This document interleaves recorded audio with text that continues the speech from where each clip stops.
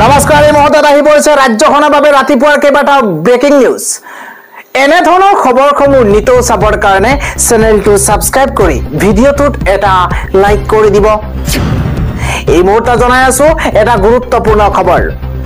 কাক লৈ মুখ্যমন্ত্ৰী হিমন্ত বিশ্ব শৰ্মাই বিস্ফোৰক মন্তব্য কৰিছে।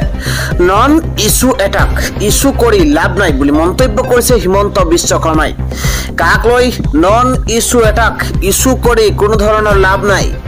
কাৰ অধীনত মাত্ৰ ৩ গৰাকীয়ে অসমত নাগৰিকত্ব পাইছে বুলি মন্তব্য কৰিছে হিমন্ত বিশ্ব শৰ্মাই।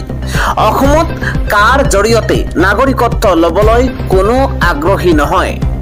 কাৰ প্ৰাসংগিকতা অসমত নাই। কাক লৈ ৰাজনীতি কৰি কোনো ধৰণৰ লাভ নাই বুলি মন্তব্য হিমন্ত বিশ্ব শৰ্মাৰ। কাক আবেদন কোনেও নকৰে গ্যাৰাণ্টি দিছো, এই মন্তব্য হিমন্ত বিশ্ব শৰ্মাৰ। কা আন্দোলনত ৫জন শ্বহীদ হ'ল, মাত্ৰ ৩জনে নাগৰিকত্ব পাইছে। কা সন্দৰ্ভত পুনৰ মুখ খুলিছে, বিস্ফোৰক মন্তব্য কৰিছে ৰাজ্যৰ মুখ্যমন্ত্ৰী হিমন্ত বিশ্ব শৰ্মাই। আন এটা খবৰ হৈছে বিজেপিৰ বিৰুদ্ধে সকলো ৰাজপথলৈ ওলাই আহক। অসমৰ ভৱিষ্যত শেষ, অসমত জাতি শেষ হৈছে। চৰকাৰৰ সিদ্ধান্তৰ বিৰুদ্ধে সকলোকে ওলাই আহিবলৈ আহ্বান জনোৱা হৈছে। কাৰ ম্যাদ বৃদ্ধিক লৈ প্ৰতিক্ৰিয়া প্ৰকাশ কৰিছে ডক্টৰ হীৰেন গোহাঁইয়ে। বিজেপিৰ আগ্ৰাসী মনোভাৱ দিনে দিনে বৃদ্ধি পাইছে। হিন্দুত্ববাদ আৰু পুঁজিপতিৰ স্বাৰ্থই বিজেপিৰ এক এজেণ্ডা। কংগ্ৰেছৰ দুখ ডাঙৰ কৰি বিজেপিৰ দুখ ডাকে। সমগ্ৰ জাতিটো এদিন ইতিহাসৰ পাতৰ পৰা মচা যাব। বিজেপিৰ অপাৰ ক্ষমতা, যি ইচ্ছা তাকেই কৰে। গণতন্ত্ৰ তেনেকুৱা বস্তু নহয়। চল বল কৌশল সকলো প্ৰয়োগ কৰে বিজেপি চৰকাৰে। বিজেপিয়ে অসমৰ ভালৰ বাবে কেতিয়াও কাম নকৰে, মন্তব্য কৰিছে হীৰেন গোহাঁইয়ে। জাতি ৰক্ষাৰ বাবে আমি ৰাজপথলৈ ওলাই আহিব লাগিব। এনে কাণ্ডত অস্তিত্বৰ সংকটত পৰিব অসম, অসমীয়া। আমাৰ ভৱিষ্যত শেষ, জাতি শেষ। চৰকাৰৰ সিদ্ধান্তৰ বিৰুদ্ধে সকলোকে ওলাই আহিবলৈ আহ্বান জনাইছে এইবাৰ হীৰেন গোহাঁইয়ে। আন এটা ডাঙৰ খবৰ, অসমে বিদেশীৰ বোজা নলয়। বিদেশী প্ৰীতি থকা মোদী আৰু অমিত শ্বাহে গুজৰাটত স্থান দিয়ক বাংলাদেশীক, এই মন্তব্য কৰিছে AIUDFৰ বিধায়ক ৰফিকুল ইছলামে। এটা ডাঙৰ খবৰ এই মুহূৰ্তত, বিগ ব্ৰেকিং নিউজ। বাংলাদেশী প্ৰীতি আছে অমিত শ্বাহ আৰু প্ৰধানমন্ত্ৰী নৰেন্দ্ৰ মোদীৰ। ডাঙৰ খবৰ এই মুহূৰ্তত জনোৱাৰ চেষ্টা কৰিছো। মোদী আৰু অমিত শ্বাহে গুজৰাটত স্থান দিয়ক বাংলাদেশীক। অসমে কেতিয়াও বাংলাদেশীৰ বোজা নলয়। হিন্দুৱেই হওক বা মুছলমানেই হওক, বাংলাদেশীৰ বোজা কেতিয়াও নলয়। বাংলাদেশৰ 1.5 কোটি লোকৰ দুৱাৰ মুকলি কৰিছে বিজেপিয়ে। ভোট বেংকৰ বাবে হিন্দু বাংলাদেশীক ল'ব বিচাৰিছে বিজেপিয়ে। বিদেশী আইন সংশোধনক লৈ গৰজি উঠিছে বিধায়ক ৰফিকুল ইছলাম। ৰফিকুল ইছলামে কৈছে যে বাংলাদেশী প্ৰীতি আছে অমিত শ্বাহ আৰু নৰেন্দ্ৰ মোদীৰ। পৰৱৰ্তী খবৰটো হৈছে কেৱল ভোট লাগে চৰকাৰক। অসমত এটাও হিন্দু বাংলাদেশী প্ৰৱেশ কৰিবলৈ নিদিও। অবৈধ হিন্দু বাংলাদেশীৰ প্ৰতি মৰম বেছি এইখন চৰকাৰৰ। কেৱল ভোট লাগে চৰকাৰক। বাতিল কৰক চৰকাৰৰ হিন্দুক নাগৰিকত্ব দিয়াৰ সিদ্ধান্ত। ডাঙৰ খবৰ এই মুহূৰ্তত জনোৱাৰ চেষ্টা কৰিছো। আকৌ বিদেশীৰ বোজা জাপি জাতিক নিঃশেষ কৰিব বিচাৰিছে। এইবাৰ কোনে কৈছে জনোৱাৰ চেষ্টা কৰিছো। পুনৰ 10 বছৰ সময়সীমা বৃদ্ধিৰ সিদ্ধান্ত অসমে নামানে। 53 বছৰৰ বিদেশী বোজা অসমে নলয়।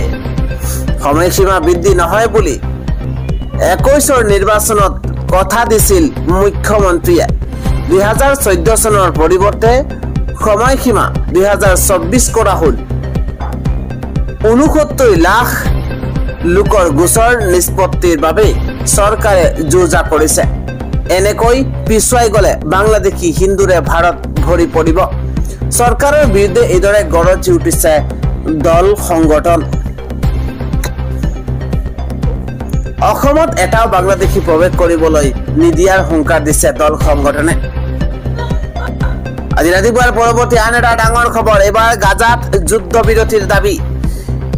বেঞ্জামিন নেতান্যাহুৰ চৰকাৰৰ বিৰুদ্ধে প্ৰতিবাদ এবাৰ ইজৰাইলৰ জনতাৰ। বিপদত পৰিছে ইজৰাইলৰ চৰকাৰ। নেতান্যাহুৰ চৰকাৰৰ বিৰুদ্ধে ৰাজপথত ইজৰাইলৰ জনতা।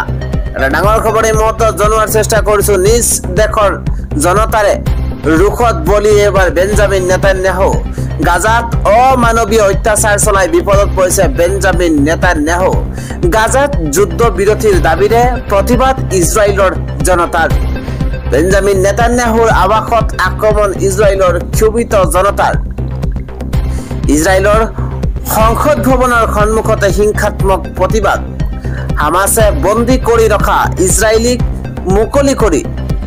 মুকলি কৰি অনাৰ দাবী। হামাছক আক্ৰমণ কৰি খলটেকত এইবাৰ ইজৰাইলৰ চৰকাৰ। ঘৰৰ পৰা ওলাব নোৱাৰা অৱস্থা প্ৰধানমন্ত্ৰী বেঞ্জামিন নেতান্যাহুৰ। নেতান্যাহুৰ আৱাসতো অগ্নিসংযোগ উগ্ৰ প্ৰতিবাদকাৰীৰ।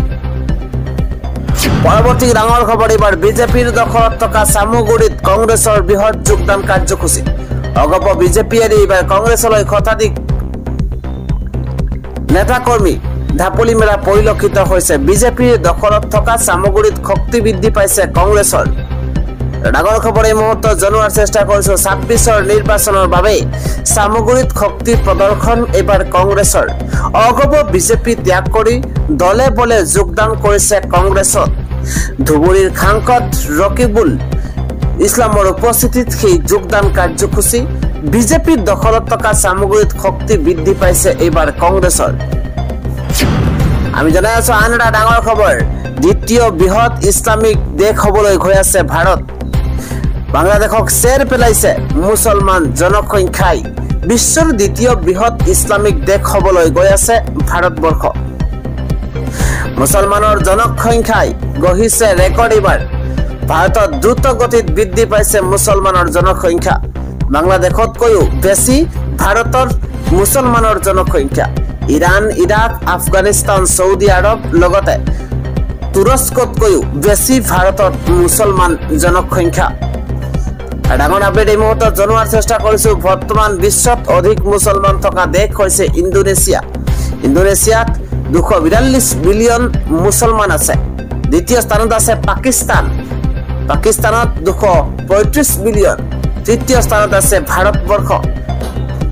তৃতীয় স্থানত ভাৰতবৰ্ষ আছে ২১৩ বিলিয়ন ভাৰতত মুছলমান জনসংখ্যা। বাংলাদেশত ১৫০ মিলিয়ন। নাইজেৰিয়াত ১২৪ মিলিয়ন। ইজিপ্তত মুছলমানৰ ১০৪ মিলিয়ন। পৰৱৰ্তী ডাঙৰ খবৰ, অৱশেষত ক্ষমা খুজিছে বিতৰ্কিত কৰিশ্মা নাথে। ক্ষমা খুজিছে বিতৰ্কিত কৰিশ্মা নাথে। অৱশেষত কলাগুৰু কালজয়ী গীতক অপমান কৰিছিল কৰিশ্মাই আৰু অজানিতে কৰা ভুলৰ বাবে মোক ক্ষমা কৰিব বুলি তেওঁ সামাজিক মাধ্যমত ক্ষমা বিচাৰিছে। কাৰোবাক অপমান কৰাৰ আমাৰ ধৃষ্টতা নাছিল। নিজৰ ছোৱালী ভণ্টি বুলি ক্ষমা কৰি দিয়ক। অৱশেষত এইদৰে ক্ষমা খুজিছে বিতৰ্কিত কৰিশ্মা নাথে।